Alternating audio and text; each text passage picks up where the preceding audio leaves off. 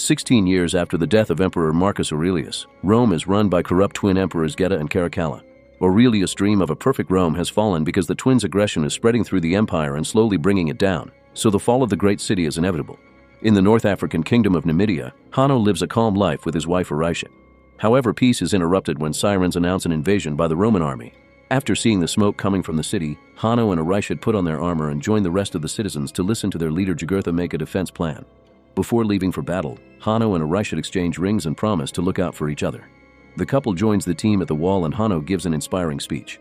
Soon the Roman ships led by General Akatius appear at the shore, so the Numidians open fire with their catapults and bows.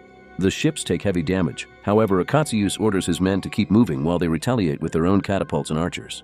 Fire spreads on both sides and several men die in just a few minutes. Once the ships reach the fortress, the Roman army lowers some platforms and invades. Akatius continues to lead as he brings down soldier after soldier with his sword and no mercy. Hanno does the same on his side, killing Romans at impressive speed. As the Romans storm into the fortress with the strength of their shields as protection, Arisha shoots her arrows from above, offering cover for the sword fighters. When Akatius sees her, he orders his own archers to fire back and Arisha is shot dead. Hanno watches in horror how her body falls into the sea and a Roman hits him from behind, making him fall as well. While unconscious, Hanno watches the mythical ferryman take Arisha into the afterlife. He tries running after her as he desperately screams her name, but at that moment his body resurfaces and he wakes up. Nearby he finds the dead body of his wife, so he cries as he takes the arrow from her chest before the Romans capture him. Afterward Akatius claims the city for Rome while his men burn the bodies. All the citizens, including Hanno, get burning brands on their bodies, marking them as slaves. Next the slaves are sent to Rome in the ships. During the trip Hanno notices Jugurtha has a serious wound and helps him wrap it up. Jugurtha thinks he doesn't have much time left and remembers the day he found Hanno as a lost child in the desert. This triggers a memory in Hanno's mind. He was a kid living with a good family, but his mother sent him away when the Romans attacked his home. Eventually the ships arrive at Ostia, the port of Rome. Akatius is received as a hero and the twin emperors crown him with laurels. He asks for a break from war to spend time with his wife, but the twins announce that they'll be invading Persia and India next. The slaves are taken to Antium on the outskirts of Rome, where Macrinus oversees the gladiator training. Jugurtha, Hanno, and a few other slaves are released in a practice arena, where they must fight a bunch of feral baboons. Hidden soldiers shoot darts at the baboons to make them more violent, and soon these beasts are jumping on the slaves to kill them with their teeth. Jugurtha refuses to fight and drops to his knees as he waits for the end. Hanno wants to save him from the creatures, but it's too late and Jugurtha dies. When a baboon comes after Hanno, he stops it by putting his chains in its mouth and biting its leg. Then he chokes the baboon to death with his chains, which impresses Macrinus to the point he decides he'll buy Hanno. Afterward, Hanno and his friends are sent to the barracks with the rest of Macrinus' slaves, who mock Hanno by making baboon noises. Once the slaves are fed, they're taken to Macrinus so he can judge the new recruits. Hanno refuses to speak, so Macrinus orders gladiator trainer Vigo to fight him. At first it looks like Hanno has a disadvantage, but soon he recovers and fights back with impressive skill to defeat Vigo. Then Hanno is sent to the private chambers, where Macrinus explains he chooses gladiators for their rage and Hanno has lots of it. Hanno finally talks to say his goal is to kill Akatius, and Macrinus explains he can achieve that if he wins enough fights in Rome. Meanwhile, Akatius reunites with his wife Lucilla, the daughter of the previous emperor. He admits he's tired of the twins' tyranny, so he and Lucilla begin making plans to rebel against the emperors and make Rome great again. Sometime later, Macrinus brings Hanno to a party in the city thrown by Senator Thrax. Hanno and one of Thrax's slaves are forced to fight with swords to death in front of the emperors. At first, Hanno refuses to kill and attacks the other man using furniture and any object he can find around, but the guy refuses to surrender, so Hanno has no choice but to stab him with the sword. Geta is very impressed and asks Hanno where he's from, but Hanno answers with a quote about hell from Virgil's The Aeneid. Thankfully, the emperors find the poetry amusing and look forward to seeing Hanno in the arena. After the party, Macrinus scolds Hanno for getting cheeky in front of the emperors and asks where he learned such words. Hanno says his city had a Roman prisoner and he picked up a few stories from him, but Macrinus doesn't believe him. To Hanno's shock, he's paid 2 coins for the fight and learns that gladiators can save up to buy their freedom. That night in a hidden chamber, Lucilla and Akatius meet with a few senators to share their plans to save Rome. Akatius explains the Roman army is loyal to him and the senators agree to support him. A few days later, Hanno and other slaves are brought to Rome for the gladiator games in the Colosseum. They are impressed by the architecture and the statues, but they also notice all the poor people on the streets. Macrinus meets with Thrax and they agree to double their bets. At the Colosseum, the emperors receive Akatius and Lucilla on the main seats and the crowd chants the general's name. After a few words from Akatius, the slaves enter the arena and gladiator champion Glycio comes in riding a rhino. Hanno acts as the group leader and makes a strategy to dodge the rhino's attacks. At first it goes well, but soon a slave is knocked down. The wound makes him run more slowly, so Glisio easily captures him with some bolas and the rhino kills him with its horn. Then Hanno runs some dirt through his hands, which reminds Lucilla of her former lover Maximus, the protagonist of the first movie. He throws some dirt at the rhino too to create a distraction and jumps out of the way, causing the beast to crash against the wall. Glisio falls off the rhino and gets injured, but he can still move and goes after Hanno. As the men fight and beat each other up, Geta remembers the quote Hanno shared at the party and Lucilla takes it as another clue. Hanno and Glisio continue to fight fiercely using any weapon they can pick up around the arena. When Glisio manages to knock Hanno down, Caracalla chooses blood, but Lucilla asks for mercy. Geta gives a thumbs up to spare Hanno, who says he doesn't want to be pitied by the Romans and starts fighting again. In just a few moves, he manages to stab Glisio and the crowd chants the word kill. This time Geta turns his thumb down and Hanno decapitates Glisio with 2 swords. Now the crowd and even the other slaves chant Hanno's name.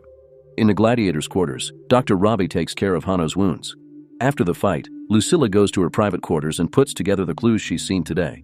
The quote and the running dirt confirm Hanno as Lucius, the son she had with Maximus. When Lucius was a kid, he was the only legit heir to the throne, so Lucilla sent him away to save him from the people who wanted to kill him for power. Lucilla cries as she realizes her beloved son is back and invites Macrinus to share a meal. She tries to act casual as she asks about his slaves, but Macrinus can tell she's hiding something. Later, Macrinus asks around and learns that Lucilla used to have a son who disappeared. Rumors said Lucilla's late husband wasn't the boy's father because he preferred the company of men. This information helps Macrinus start putting 2 and 2 together. In the evening, Lucilla escapes through a hidden tunnel and meets with a senator friend, who sneaks her into the gladiators' cells. Hanno reveals he does remember her and his real name, but he says Lucius is dead and he's only Hanno now. Lucilla tries to explain herself, however Hanno angrily yells at her and kicks her out. When Lucilla returns home, she tells Acacius that her son is alive and begs for his help, which is overheard by a maid.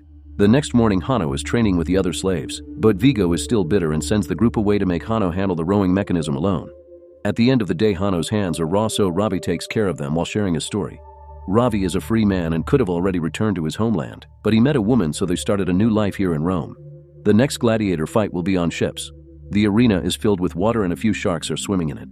The opponents open fire with flaming arrows, and whenever a man is hit, his body falls into the water and becomes shark food. Hanno tells his team to keep rowing, and when they're close enough to the other ship, they destroy their oars.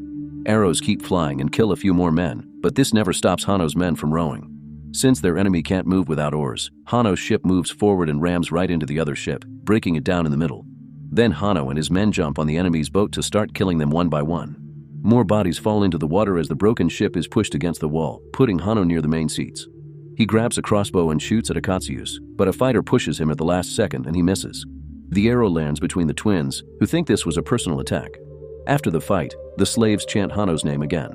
Vigo comes to scold Hanno for his crossbow trick, but Hanno says Vigo should be glad the arrow wasn't for him. Meanwhile, Lucilla's maid shares all the secrets with Thrax. Later, Macrinus comes to Thrax's home to pick up all the money from their bets, pointing out this is his house now. Instead of money, Thrax pays him with secrets. There are rebels planning to dethrone the twins. However, that plan has been delayed until certain gladiator is rescued from the arena. That night, the palace soldiers pick Lucilla up at her home. In the gladiators' quarters, Acacius and his men are sneaking in to rescue Hanno.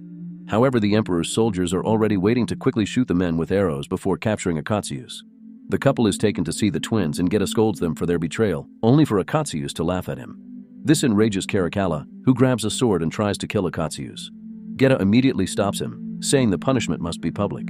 After the couple is taken to a cell, Macrinus points out that crucifixion is for thieves and Acacius is a hero. So if the emperors want to stay on the citizens' good side, sending Acacius to the arena would be a better idea. The next day, Ravi shows Hanno the shrine to the gladiator champions, and Hanno notices that Maximus' name has been scratched off. But in Maximus' grave, his armor and swords are still kept in good condition. On the wall, Hanno reads, "What we do in this life echoes in eternity." For the next gladiator fight, extra soldiers are protecting the main seats and Lucilla is kept in shackles. Acacius is the first gladiator and he must fight against soldiers of the Praetorian Guard. Having so many opponents isn't easy, and Acacius is wounded a couple of times, but he's still a magnificent warrior and manages to kill every soldier with his sword. Next, Hanno is sent out and starts fighting Acacius, so the crowd doesn't know who to cheer for. Both men are excellent fighters and the battle goes on for a while without signs of ending soon. Eventually, Acacius gets tired, so he tells Hanno he knows his real identity and drops his swords before raising his hand as a sign of surrender. Geta immediately puts his thumb down, but before Hanno can raise his sword, Acacius explains he truly loves Lucilla and he would have died for Maximus. This makes Hanno drop his sword too, and the emperors get angry, so they order the archers to proceed with the execution. The arrows immediately kill Akatsuius, and Hanno asks the crowd if this is how Rome treats its heroes, because then the citizens should expect to be treated worse. Then the crowd begins booing the emperors, and the guards keep the people back while their leaders leave the Colosseum. In the evening, Macrinus visits Hanno to ask him why he let Akatsuius live. Hanno explains building a better Rome is possible, but Macrinus thinks that's an impossible dream and reminds Hanno he's just a tool. On the streets, the citizens are rioting and starting fires all over the place as they ask for the twins' heads. The soldiers try to stop them, but the crowd fights them and overwhelms them with their numbers. In the royal chambers, Geta and Caracalla begin arguing over what to do, and Caracalla blames everything on Geta, who responds by throwing water at his brother's face. Caracalla storms out of the room, and Macrinus follows him to manipulate him. He says that Geta will blame Caracalla for everything in public, so Caracalla should confront him. Tired of having to share everything, Caracalla grabs a blade and cuts his brother's hand. Geta stops him from going further and reminds Caracalla that he loves him, causing him to hesitate. Suddenly, Macrinus appears behind Caracalla and guides his hand to slash Geta's neck a few times before stabbing him. In the morning, Lucilla visits Hanno and gives him Maximus' ring. In return, Hanno shares his condolences before they reconcile with a hug. Meanwhile, Caracalla takes over the throne and announces his monkey will be his first consul while Macrinus will be his second. Macrinus presents Geta's head to the senators and explains he needs more power to protect their government, so they vote to make him leader of the Praetorian Guard. Afterward, Macrinus visits Lucilla to tell her that he used to be a slave for her father, and now he plans to end the imperial bloodline by becoming emperor himself. At the same time, Hanno gives the ring to Ravi, asking him to take it to Akatsuius' army in Ostia. Before leaving, Ravi gives Hanno the cell keys. The next day, Ravi has to avoid a few guards to reach the general, who immediately agrees to help when hears the ring was sent by Lucius, the Prince of Rome. At the Colosseum, Vigo announces this will be Hanno's last fight and shows him the wooden sword of freedom, which he can win if he defends his mother.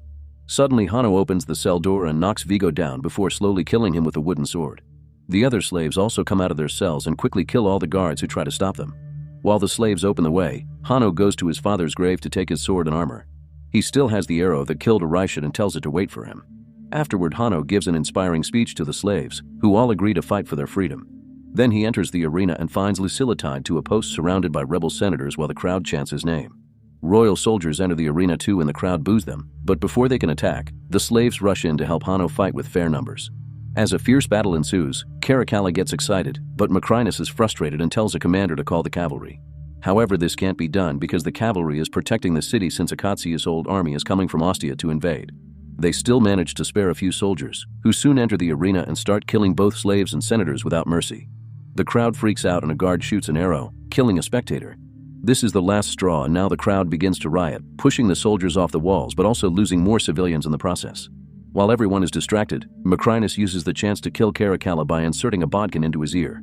In the arena, enough soldiers have been killed to create an opening and Hanno tries to rescue his mother. At that moment, Macrinus shoots an arrow that pierces Lucilla's heart, so she gives Hanno her last words of encouragement before dying. Afterward, Macrinus leaves on a horse to join the army at the gates, so Hanno steals a horse to follow him. Minutes later, the Praetorian Guard meets Akatsuius' army led by Ravi outside the city. Hanno appears in front of Macrinus and introduces himself as Lucius, the real heir to the throne. He tackles Macrinus to throw him off his horse and the men begin fighting with his swords. Macrinus turns out to be a fearsome opponent who manages to break Hanno's sword and keeps him short-sighted by throwing dirt at his face. Then Macrinus pushes Hanno into the river and starts stabbing, but the sword keeps bouncing on the armor. Hanno sees himself in the afterlife again and remembers his mother's last words before resurfacing with regained strength. He punches Macrinus before retrieving his sword to cut off his arm, followed by a slash to his stomach that finally kills him. After the body floats away, Hanno reminds the armies of his grandfather's dream of the perfect Rome. All the soldiers chant to show their support and agree not to fight anymore. That night, Lucius goes to the arena and takes some of Lucilla's blood before picking up some dirt in his father's name. Make sure to subscribe.